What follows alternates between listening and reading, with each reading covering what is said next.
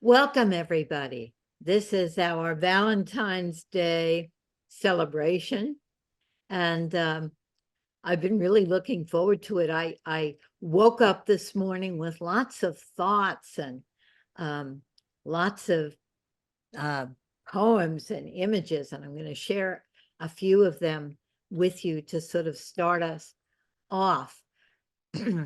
But I wanted to make note of our title.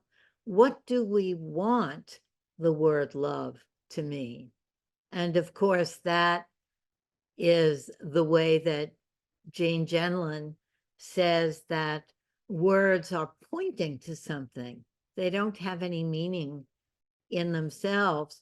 And we get to say what we want the word to mean. And there's maybe no other word that is more, what would we say? More of a variety of uses and sometimes misuses, from my point of view, than the word love. And we may all have our very own meanings to this word. So we could say, oh, the word love means nothing. It's just a 4-letter word. Or we could say, it means everything. It means loads of things. And we can say what it means together today. So I think we're going to take that second route rather than the first route of thinking that that love means nothing since it's used in so many different ways. So maybe I'll start out. I'm just going to give you a kind of just a whole variety of things that come to my mind with the word love. Starting with Gene, he talked about how people say that they are looking in a love relationship for somebody who is this way, or has this, or did this, or that they love their partner for this and this. And he said, we make those things up afterwards, but we don't love people because of their attributions. It's so much more complicated than that, how we love people. And so we'll start with Jean's mystery of what does it mean to love someone. And then I think of Brother David Steindl-Rast, who I always love to quote, as you know. And Brother David says that love is a yes to belonging. And I love that. Let's just take that in for a second. And while we're taking in what Brother David says, maybe we can take a few breaths and settle in this exploration of the word love, a yes to belonging. Brother David says it isn't a feeling, it's an action. I think that is a wonderful way of looking at it. But I think for me, love is also a feeling. It's a very particular feeling, and it's hard to describe. I can be walking down the street early in the morning with my cappuccino and notice the people with their children and their dogs and starting out their day in their briefcases, and notice the sky, and all of a sudden my body comes alive, and I feel this, oh, I love this. I love life. I love the morning. I love New York. And that is a very particular felt sense.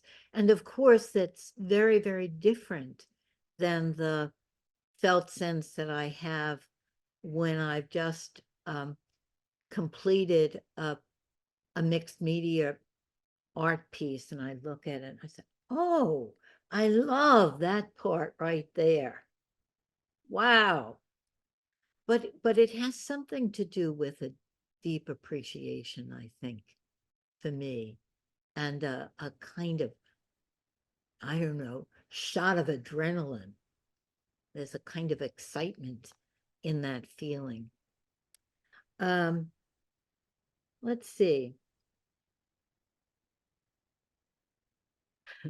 Oh, I wanted to mention that when I get my cappuccino, it's from Starbucks across the street, and there's a big neon sign saying coffee equals love.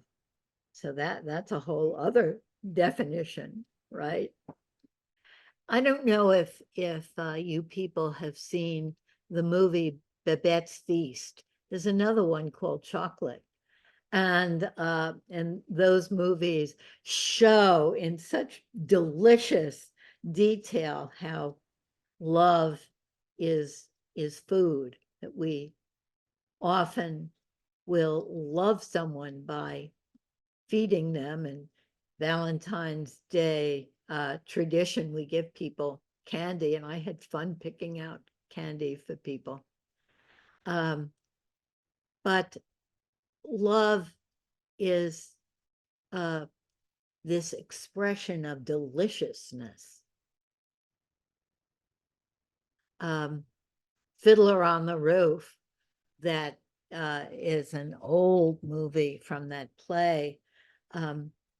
The main character is faced with a new generation of people who say, well, do you love your husband?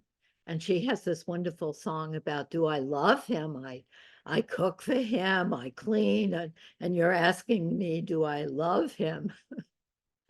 So I think of that in terms of love also. So there's love for life, love for oneself, love for community, romantic love, love for the other, so many kinds of, for our pets, so many kinds of love. But let's start with the love for ourselves. And I'm going to ask Christine to play this poem that most of you probably know, because it's very beloved in the focusing world and in our community empowerment world. Love after love. And let's take in what this poem says about love.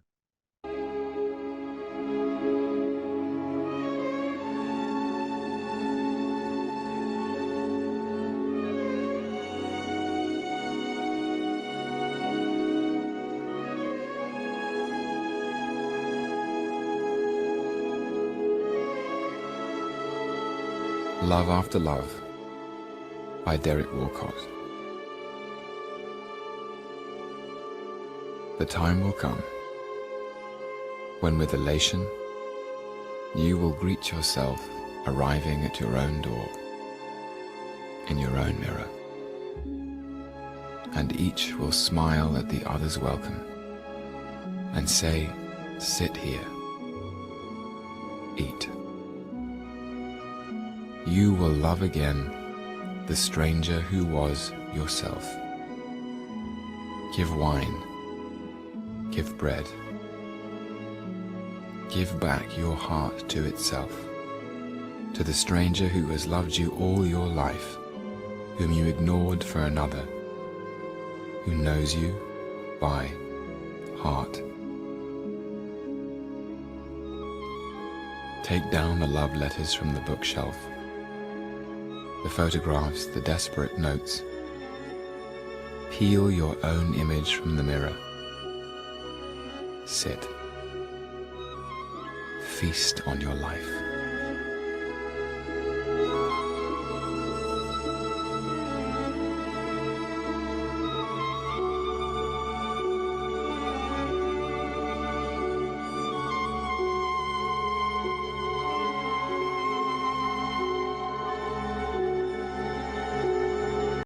just take in.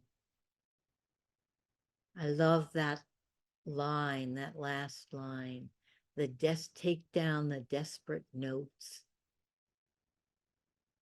the love letters, and feast on your own life.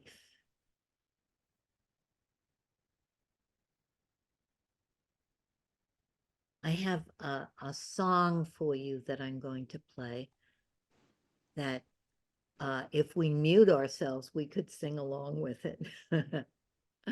The song is If I Needed You. And I love this song. I've sung it for many years. And I associate it with my partner, Ellen.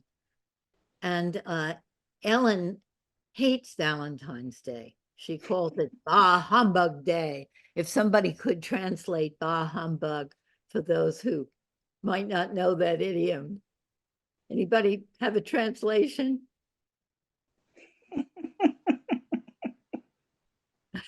June has. Is it like, who cares? Yeah, it's all ridiculous, sort of. Bah humbug. And when we were first dating, I loved Valentine's Day and convinced her to go away with me for a romantic weekend to a bed and breakfast. And she went along with it. And since I wanted her to be represented in this celebration, I gave her lots of cleaning things and bah humbug kinds of gifts. And we stayed in this little bed and breakfast, and they were somehow doing repairs on it, and there was banging, banging, banging on the roof all night. And then it rained and poured the one day we were there, and we agreed that it really was a bah humbug day. But there was something very amusing about it. I think of this song when I went with Ellen to a focusing retreat in Costa Rica. And we were standing with a lot of focusing people waiting for the little tiny plane to come, and it was late, and we were standing around on this hot field waiting for the plane. And Ellen and I taught this song to the people as we waited for the plane. And it was so lovely singing this song with everybody. So I'm going to play this song for you, and mute yourself and sing along. It feels like a very important way of expressing love, this song.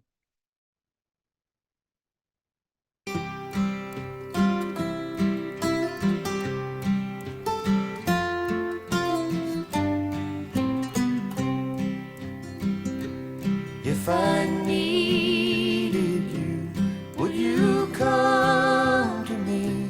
Would you come to me for to ease my pain?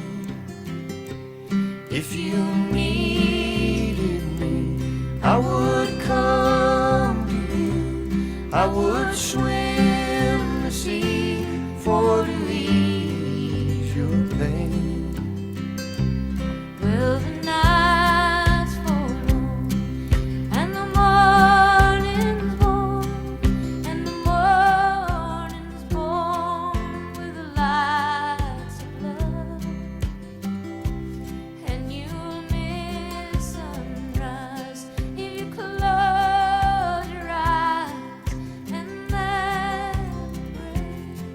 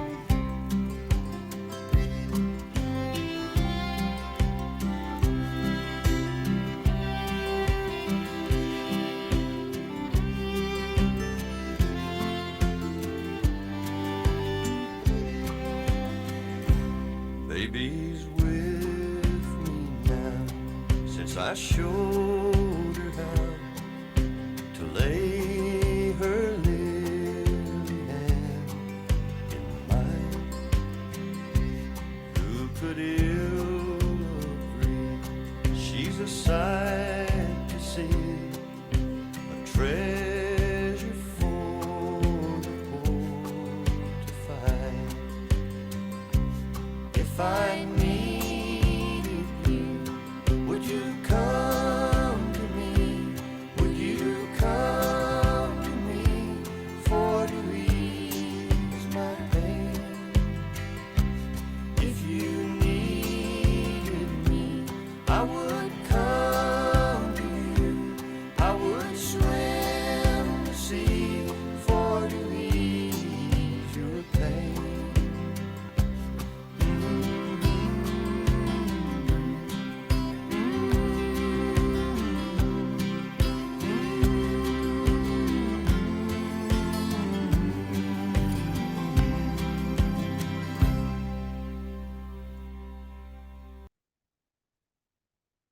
I have one more poem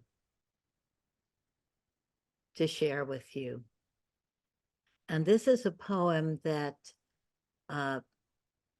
my therapist loved and gave to me many years ago. And I didn't like it at first. I said, oh no, this doesn't do it for me. And as the years passed, I got to like it more and more. So I'm curious about whether you'll find this poem a love poem. It's Marie Howe, whose younger brother died of AIDS, and many of her poems are about him or for him. So this poem is called What the Living Do. And this is her speaking, I believe. What the living do. Johnny, the kitchen sink has been clogged for days. Some utensil probably fell down there. And the drainer won't work, but smells dangerous. And the crusty dishes have piled up, waiting for the plumber I still haven't called. This is the everyday we spoke of. It's winter again. The sky is a deep, headstrong blue, and the sunlight pours through the open living room windows because the heat's on too high in here, and I can't turn it off. For weeks now, driving or dropping a bag of groceries in the street, the bag breaking, I've been thinking, this is what the living do. And yesterday, hurrying along those wobbly bricks in the Cambridge sidewalk, spilling my coffee down my wrist and sleeve, I thought it again and again later when buying a hairbrush. This is it. Parking. Slamming the car door shut in the cold. What you called that yearning. What you finally gave up. We want the spring to come and the winter to pass. We want whoever to call or not call, a letter, a kiss. We want more and more, and then more of it. But there are moments walking when I catch a glimpse of myself in the window glass, say the window of the corner video store, and I'm gripped by a cherishing so deep for my own blowing hair, chapped face, and unbuttoned coat that I'm speechless. I am living. I remember you. Hearing that poem now read by her, I love the poem now.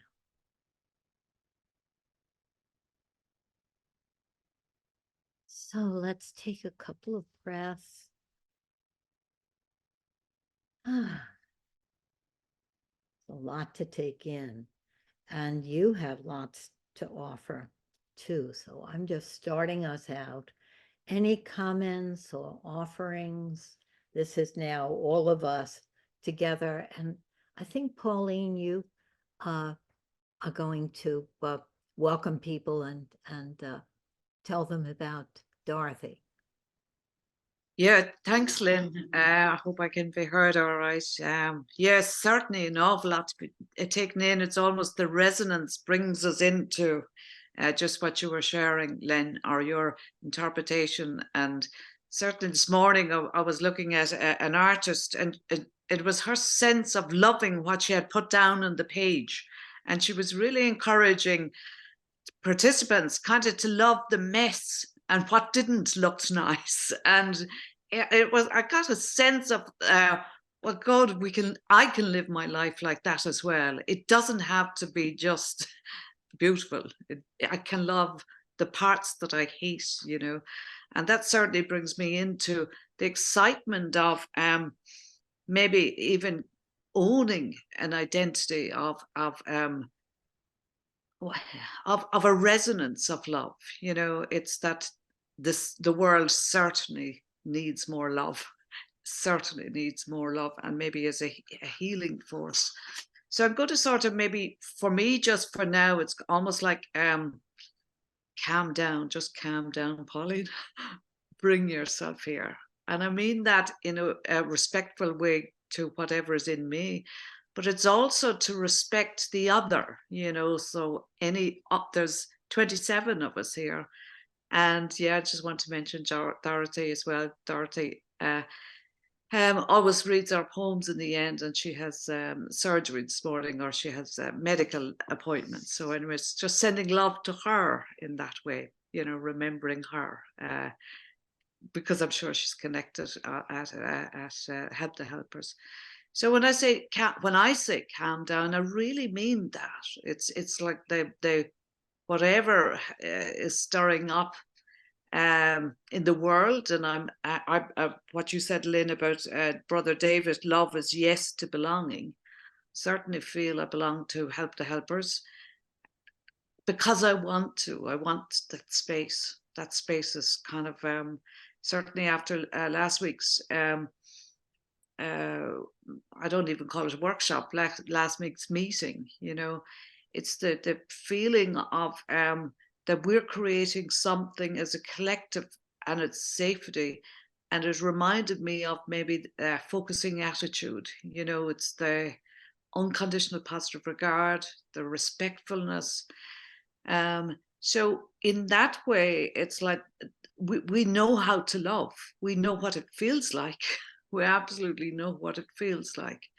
And maybe, well, for me, I can only talk for myself, it's owning that if I do nothing else in the world that I'm in now, that I want to be identified as promoting those qualities or wanting to resonate and add to those, even understanding it more.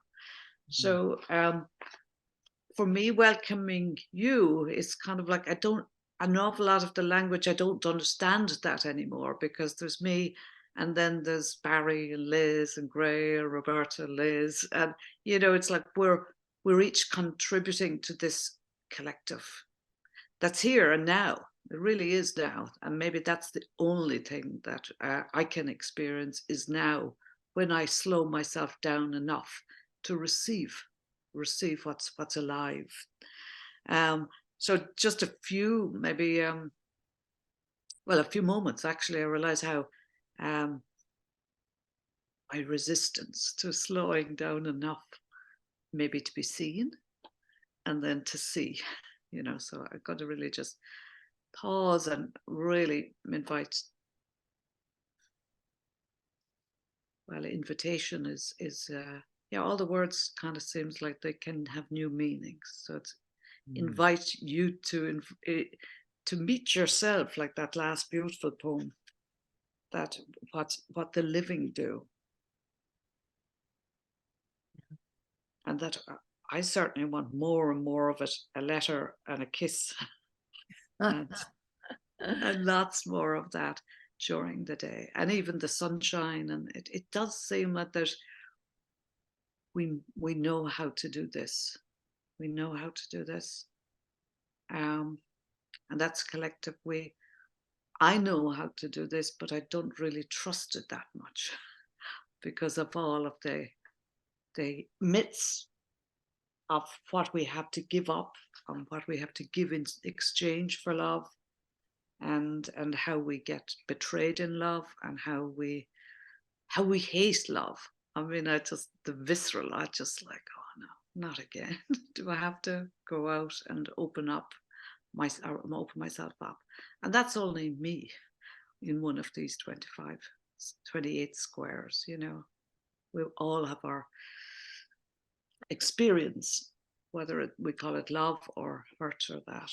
So I'm just going to say what I believe it is. It's about giving and receiving. Love is about giving and receiving in such a way that the other feels trust and feels safe and feels seen. So that to me then is, I need to be worthy. I need to be worthy of the trust that is given to me, in order to make the other feel seen. And that's one of my commitments. And then there's the self-love, that poem that Lynn introduced earlier on, love after love. So that's my, I wanted to say one more thing that sort of brought me to initiate this sort of February theme, and it was around the October the 7th attack, and it was in the New York. There was a witness account of what happened there, and it was just so visceral. But I thought that, well, if I want to be off this world, I just at least want to be able to see, witness. And it occurred to me, it wasn't about war, it was about the absence of love that allowed women be raped, their bodies be mutilated by other human beings. So in that way, it's kind of not political at all, and it's not beyond us. So indifference, I think it has been said, is the opposite to love. Ironically, it reassures me, well, if I'm going to love, then I don't have to worry too much about all of the political speak. Just need to do more loving. So that's just really just a healing, sending back a healing to those people that experienced something that wasn't very loving that day, you know. So I don't know where we go forward from here. Really, the space, it's up to us. I think that possibly there's a spontaneity and an order in that we just trust what's in us and share it. I suppose that's it. Yes. Thank you. Thank you, Pauline. It reminds me of the slogan from my youth of "Make love, not war." And we know how to do this. You tell us. Anybody else? Just anything you want to say or contribute? I think Banu has a quote for us. People may have images. If you have something that you want to share, probably. I suppose it's just an encouragement or a prompt, or like, yeah, that the space is there for Right. just expression or whatever is alive in us, and it might be quietness just for now, but it's like we know how to do it. Yes. I can share if you'd like, Lynn. Sure. Yeah. Go ahead. I do, yes. I had a quote, well, it's part of an essay from Rilke, and it's probably one that's well known. But as you were speaking, both of you were speaking, I was contemplating on love and what it meant for me. And it's a tricky thing. A lot of what we mean by unconditional love, I think, is because it's more a state of consciousness. And sometimes it takes us over. That's what we call falling in love, or it just comes and drives us. And sometimes it's something we cultivate. And it's like fire, like something can set you on fire. and then you can keep working on it. So it's both a choice and it's a compulsion in a way. And it's just, so there's so many ways of looking at the same thing. I even thought maybe we could do a TAE for it. And it started coming. But the quote I have from someone who's talked a lot about marriage and relationships, but I don't think he had a very long-term one. But I still like it, so I'll share that with you. Just a piece of it. And many of you probably have heard it. For one human being to love another, that is perhaps the most difficult of all our tasks. The ultimate, the last test and proof, the work for which all other work is but preparation. And there's some conversation about young love, how young people cannot yet know love, they have to learn it. And one more piece. Love is not at first anything that means merging, giving over and uniting with another. It's a high inducement to the individual to ripen, to become something in himself, to become world for himself for another's sake. It's a great exacting claim upon him. Sorry for the him, her. Something that chooses him out and calls him to vast things. And only in this sense, as a task of working at themselves, might young people use the love that is given to them. A lot more to that, but I just wanted to share it, that how it's such a thing to learn and to grow into. Thank you, Benu. I have to leave at 9, but I wanted to contribute, if I can, to Please. this conversation. What I've really, really learned, it's been a lifelong lesson, is that I can't really love another person until I really love and accept myself fully. And when I love and accept myself, I mean, I love people, but I'm just saying that it's been a lesson to learn that loving others is also loving and accepting myself. And when I can love and accept aspects of myself, all aspects of myself, then I'm really able to love that in another. And that for me, love comes from a full cup, because so much I have loved others at my expense, and I've called it love, but it really hasn't been. Maybe it's been an exchange of, but so, and I don't mean loving myself in the narcissistic sense. I mean, just in the accepting and being able to give myself the love that I need and giving from a full cup. So I just wanted to add that in. Thanks for the opportunity. A wonderful ingredient. We're making a feast together here. Just bring it forward, and why not maybe just to Banu, you mentioned that it might be a TAE, and that young people need to learn love, and it's kind of, yeah, it's like, okay, maybe we can sort of gather bundles and say, okay, that would be a joy to do, so thanks to, and Steph, thanks. So just receiving both of those. Thank you. Yeah. This is Shashi Jain. Can I say something? Of course. Everybody can say something. Yeah. Okay. Take your belonging. Okay. I just wrote something about Valentine, Happy Valentine. There are poems written for love, endless words, profusion of emotions, nothing for me to add to say what love is. But I know what love is not.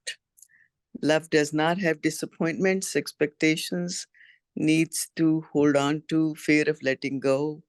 Love doesn't have shoulds, must, oughts, hopes, despair, regrets, recrimination, guilt, dreams.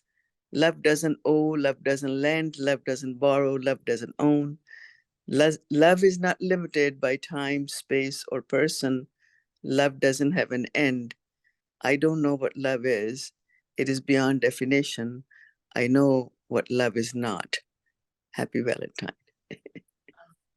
Beautiful. I don't hear you, June. Your microphone. I'd like to say something. Yes. My husband and I have been married for 44 years, and we're deeply in love.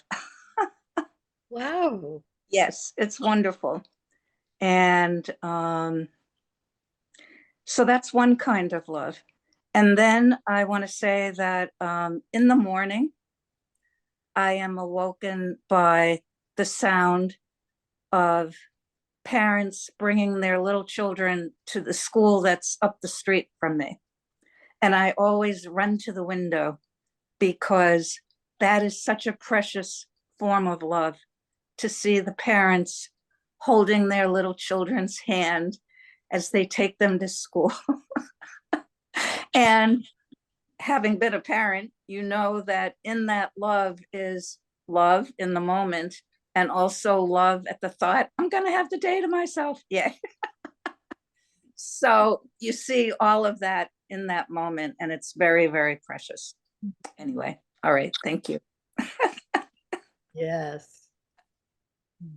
I'd like to say what this is reminding me of. It was when I became engaged to my husband, 50 odd years ago. I wrote to my father and told him, and he came back and he said, the only advice that I have is be kind to one another. Yeah. But before that, when you were giving us the opportunity to think about what the word love means, to me, it means being allowed, giving someone some slack. Like maybe there's something else going on that's causing them to be the way they are. Let's just give them some slack, and as I say that, it feels like some space, some spaciousness to be whatever they are, just as they are. Thanks. Thank you.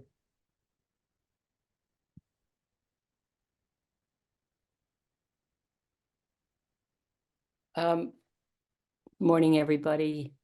A couple of weeks ago, before we had this discussion about today's topic, I somehow or another tripped upon Jerry Jampolsky's book, Love is Letting Go of Fear. And I don't know if you remember Jampolsky back in the California days, early 70s. He was part of the Course in Miracles folks, and developing a kind of different relationship to death. Basically, he set up an attitudinal healing program in Northern California for people who were children, specifically, who were dying of cancer, and their families. Anyway, he says there are two emotions. One is love, the other is fear. And you get to choose at any time which one you're going to be operating from. And that has just, in the last couple of weeks, been very helpful for me.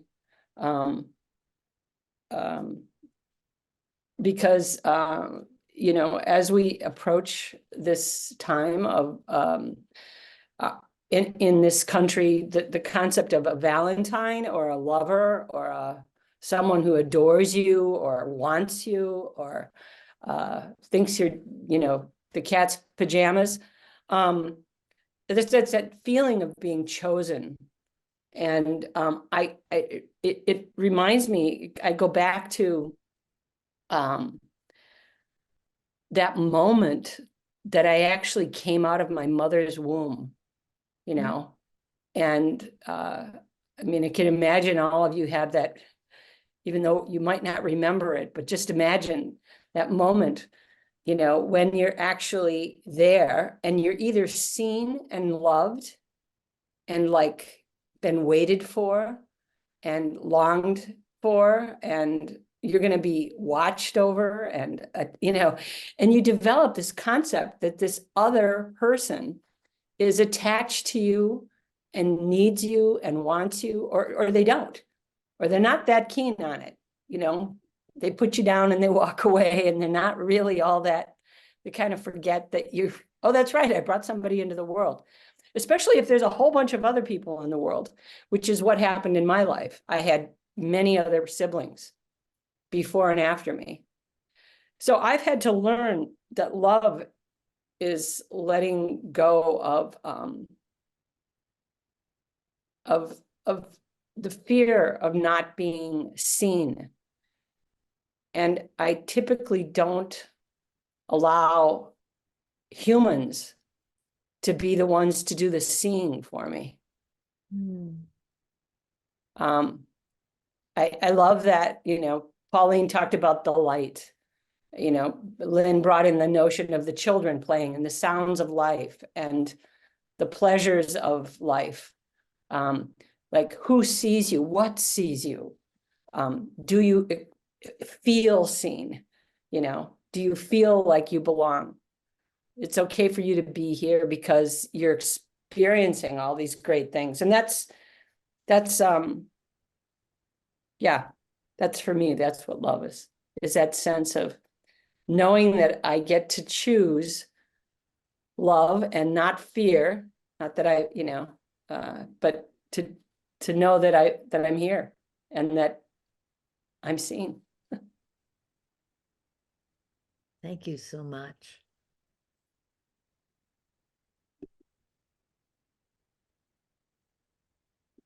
That's beautiful, Roberta. I just love the idea that we get to choose who loves us as well. You know, some people want to love us and it doesn't feel too good. And it's just written, you know, that you're seen and loved and longed for, you know, when we're born. It sort of brings us forward. And I just want to bring another bundle together. Sashes, happy Valentine to you back. Knowing what love isn't is really great.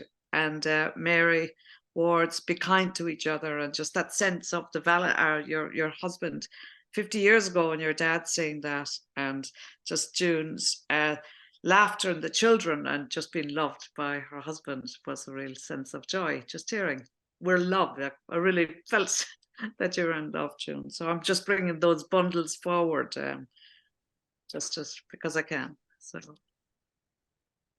thank you, Pauline. Leonor. Okay, I just feel the love right now of all this attention to what love can be for us. And for me, it exists in all and everyone, and it can get shut down or ignored, but it's there. And I want to share a painting that I made, Christine, if you could put it up, that I made a few years back, that feels right now, because I'm feeling the love, your expression of love in this moment, and how that keeps opening for more and ripple out. So. Oh, wow. It's beautiful. Thank you.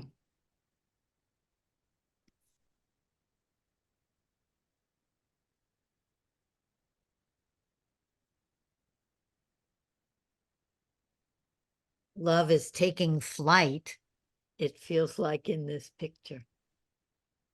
I was thinking of love and like, but your hearts look like butterflies to me. yes. Flying away, flying to, flying from. Thank you. I love the way it looks boundless. Yes.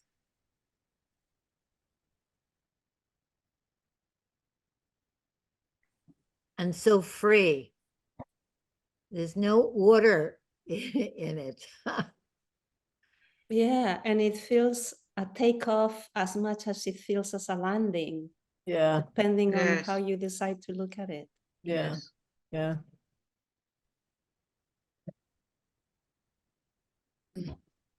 Thank you. Thank you, Christine.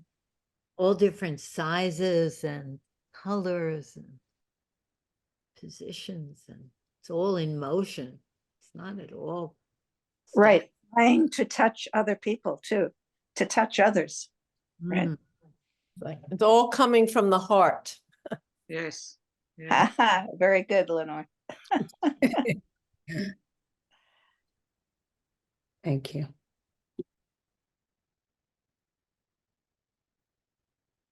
So what I was going to say maybe is a good follow-up to you, Sophie, was when I was a teenager, I read this quote. I don't know if it was from the prophet. I'm not sure where it was from, but it said, "Love is the child of freedom, never that of domination." And I just loved that quote. It just really spoke a lot to me growing up. So, and I see it on all sorts of levels, not just in our relationships with each other, but in the world today. Mm-hmm. Yeah. I'm no singer, but your painting, Sophie, has brought back a little song that we taught the children in Sunday school, and I could try to sing it. Oh, good. Love is something if you give it away, give it away, give it away. Love is something if you give it away, you end up having more. It's just like a magic penny, you hold on tight and you won't have any.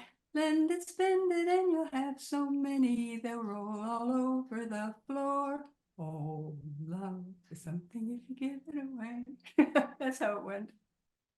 Oh, that's beautiful. I love that. Wonderful, wonderful. Oh, beautiful. Thank you, Mary. That's wonderful, right? For every child in us, right? Mm-hmm. Very good.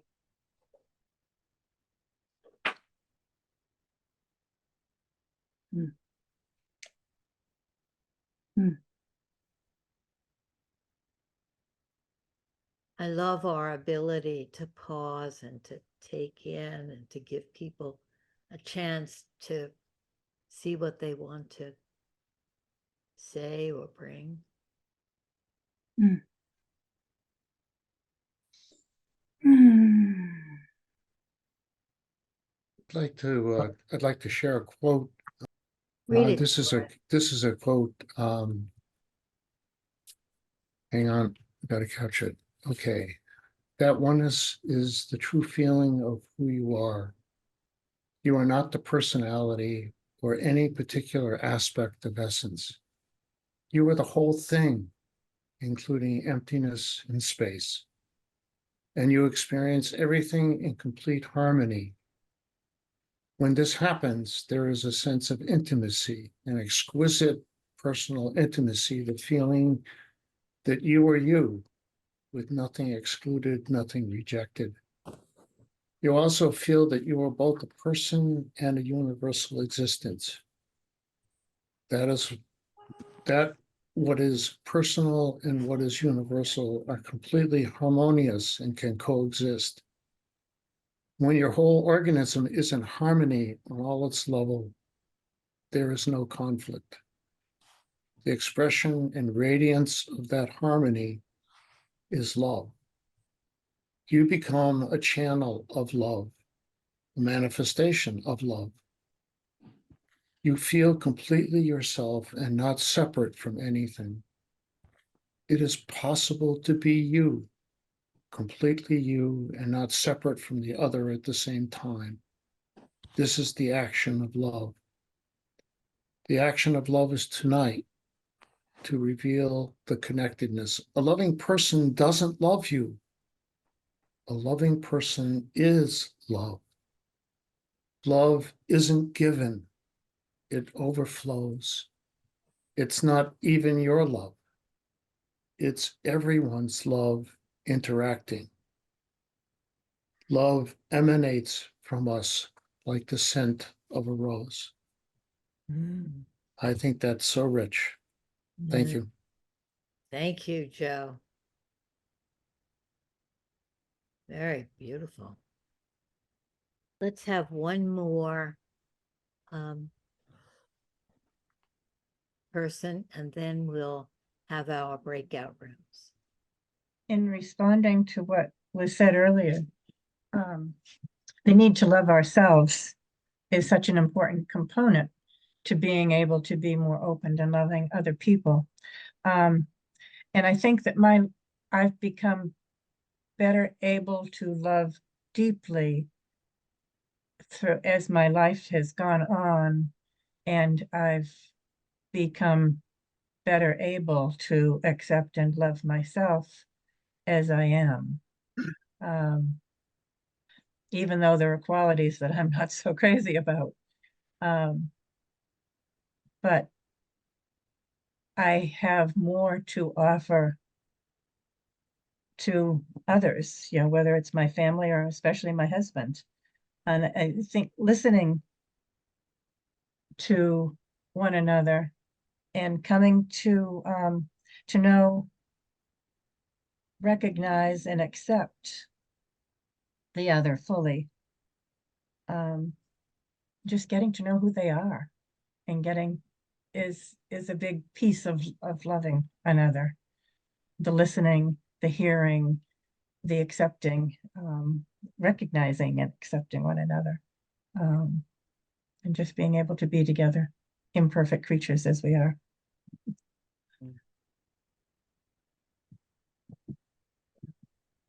Thank you, Nancy. I resonate with that very much. Yeah.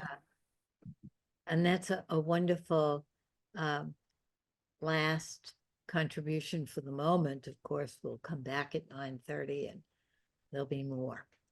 So in your breakout rooms, give yourself a minute or half a minute to just pause and breathe into what you want the word love to mean, and give everybody a chance to share. Can I ask a question, Lynn? How many people are going to be in the breakout rooms? 3, is that good? Yeah, thank you. Have. Okay, I'll see you back at 9:30. Hi. Hey, Katerina, people are coming back. Liz.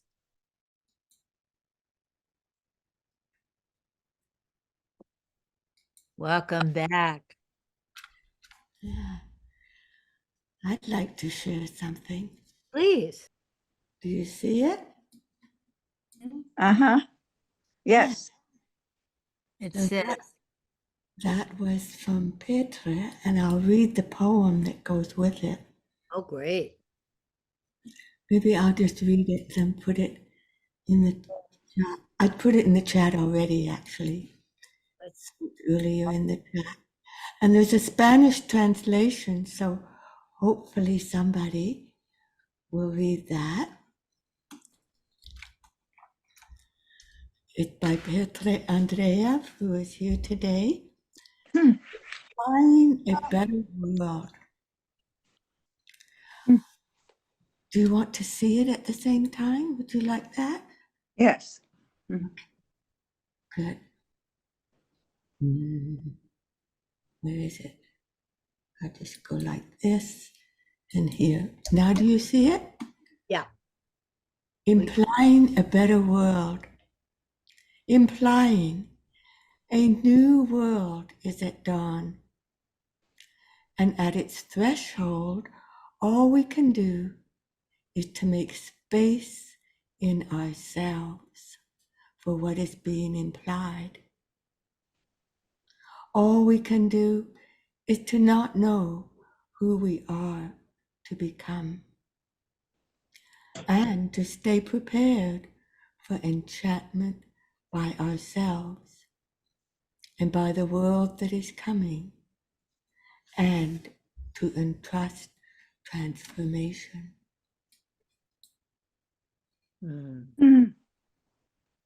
Thank you. Somebody here who could read the Spanish translation? Marga. I could, but I cannot see it very well.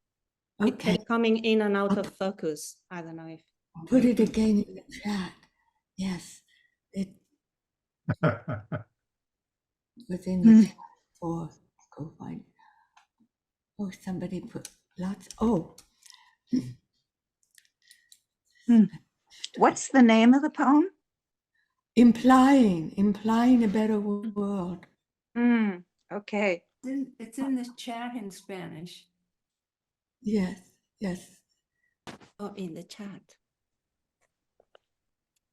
Implicando un mundo mejor, implicitando un nuevo mundo está amaneciendo. Y en su umbral, todo lo que podemos hacer es hacer espacio dentro de nosotros mismos para las cosas implícitas que están por llegar. Todo lo que podemos hacer es no saber.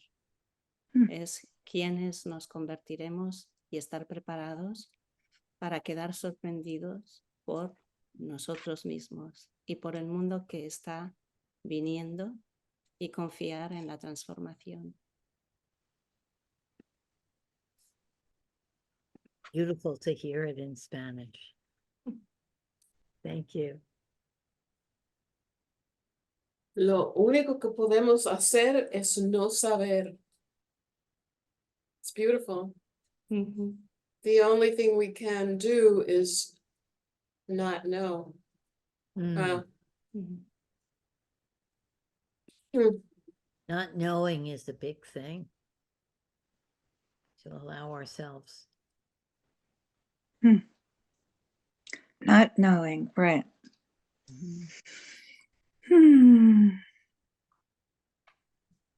So how were your breakout rooms? It's very good. Can I share something? Sure. I want to share to share the picture. Can you Yes. see this? We can see. Oh yes. Yeah, there's a statement there, at the top. May your life be filled with abundant blessing. Yeah, it's from Elisa. Yeah, because today we're talking about love. Wow, for me, I'm so touching inside. There's something inside. So when in the bigger room, we are just talking about. I share about the self-compassion. With self-compassion, when we are content, and then we have more energy, more power, and then we can spread out. So this is one of the gifts I give out to my friends, to all of my friends, to celebrate the Chinese New Year, because today is also the first day of the Chinese New Year. Yeah. So may I wish you all the best of the year of the dragon. Yeah, thank you very much for having this so wonderful and heartfelt conversation here. So I love it very much. Yeah. Same to you. May you have a good year. Yeah, thank you. Yeah. Yes, Happy New Year, Yes. everybody. Elisa, can you describe the picture a little bit more? Isn't there like an onion on there as well as the chocolate? That's what I'm looking at. Because this is a watercolor painting, and then in China, in Hong Kong, where we are used to use just a small envelope, just like the lazy, a Chinese word, lazy, just the pocket money, just like that. And then we write some words, Chinese words on there, yeah, to send out the blessing. Yeah. Thank you.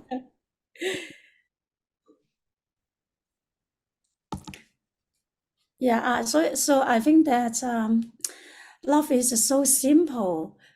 I think it's so simple. Well, when you have something inside, you just do it. That's it. That's Yeah. spirit. Yes. So I'm very touched inside. So my tears always came. Yeah.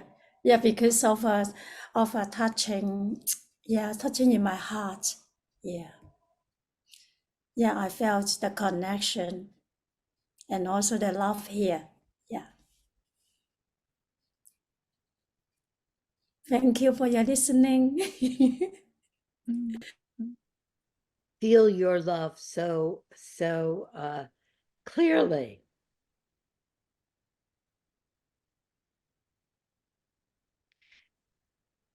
It occurs to me that searching for something on the screen and struggling with the technology to share is an act of love, and people sending their energy, like wanting the person to find it, is an act of love, as well as the sharing.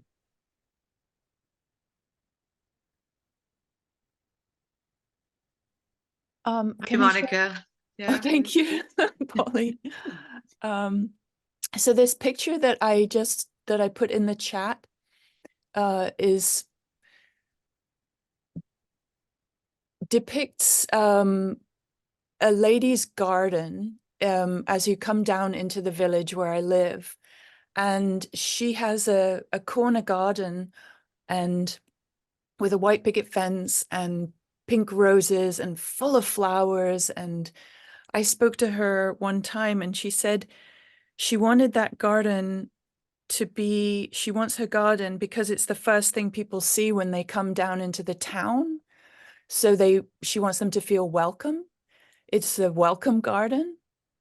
And it's just full of flowers, and she specifically pointed out the big pink rose that comes over the corner of the fence. And she says, see, this is what they'll see when they come into town, this big pink rose, and it just smells heavenly.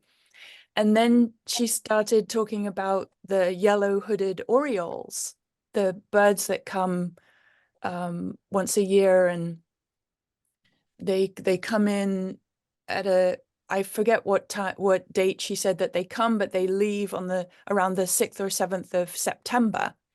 And she puts out all the bird seed, and she said, and they nest down over there in this big palm tree that's way down the street. So this is M's welcome garden, and she's held that space for 30 years in our town, the welcome garden. That's her love, and I'd like to honor her just by mentioning that. Beautiful.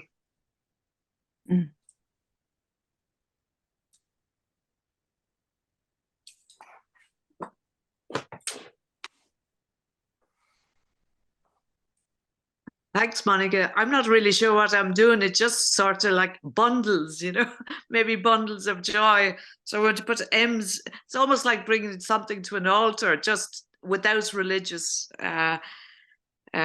symbolism on an altar. But so it's M's welcome garden from Monica, and it's just the idea of the roses. Sophie's opening up for more and rippling out. Eliza, it's the year of the dragon, and Happy New Year and self-compassion. When we give some self-compassion, we have more power. And she reminded us it was simple.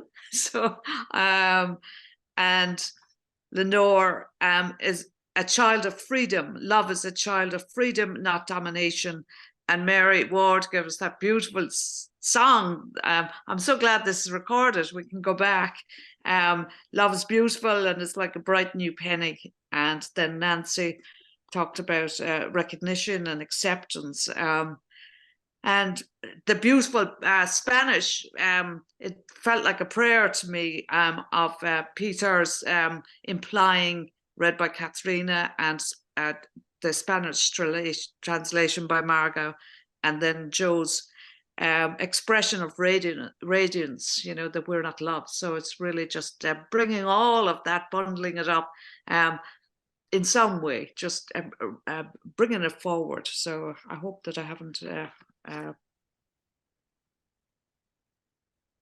just from Liz give us an image of a two-way mirror, but maybe that was, I don't know whether that was for the big group, Liz. And just thanks for Barry as well. So I'm just bringing them forward, putting them. That's just from today's meeting. Yeah. Thank you so much for that wonderful reflection. Yeah. Gathering up all of the petals. Yes.